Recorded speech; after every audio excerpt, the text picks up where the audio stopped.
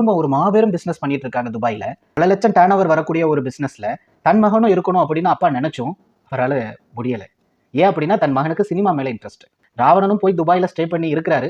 But few month தான், ரொம்ப இல்லை, மேபி 3 or 6 months இருந்துட்டு நம்மளால இது முடியாதுப்பா அப்படின்னு வீட்டில் சண்டை போட்டுட்டு தனியா வந்துட்டார். தனியா வந்து தன்னால ஒரு நாள் முன்னுக்கு வர முடியும்னு நினைச்ச அவரு இன்னைக்கு முன்னுக்கு வந்துட்டார். ஆனா இடைப்பட்ட காலத்துல அவரோட பல இன்ஸ்டா செலிபிரிட்டிஸை பார்க்கலாம்.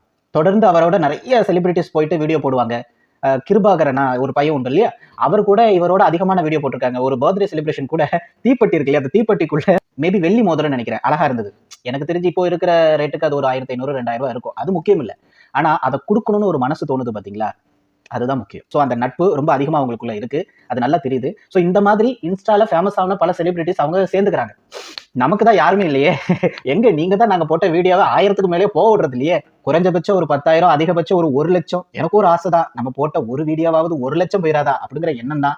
எங்க என்ன வர விட்டுருக்கீங்க, எல்லாம் 1000தோட நிறுத்திடுறீங்க. ஓகே, எனிவே இன் ஃபியூச்சர்ல நம்ம எட்டுவோம். அப்படி எட்டும் பொழுது எனக்கும் நிறைய நண்பர்கள் இருக்கணும். நானும் நிறைய நாள் நினைப்பேன், சார் இவங்கெல்லாம் பார்க்க இவங்களுடைய மேனரிசம்லாம் நமக்கு அப்படியே ஒத்து போகுது, நம்மள மாதிரியே இருக்காங்களே சா அப்படிங்கிற மாதிரிலாம் நான் யோசிச்சது உண்டு. பட் நமக்கு அந்த அளவுக்கு பழக்கங்கள் இல்லை. அதிகமா நானும் யாரு கூடயும் பேசினது கிடையாது. ஸ்கூல் வாழ்க்கையிலிருந்து இப்போ வரைக்கும் நிறைய பேர் வந்து பேசினாலும் கூட எல்லாரோடையும் நான் பேசிட மாட்டேன். ரொம்ப ஷை டைப்பு, சத்தியமா நம்புங்க, நான் ரொம்ப வெக்கப்படுற கேரக்டர்.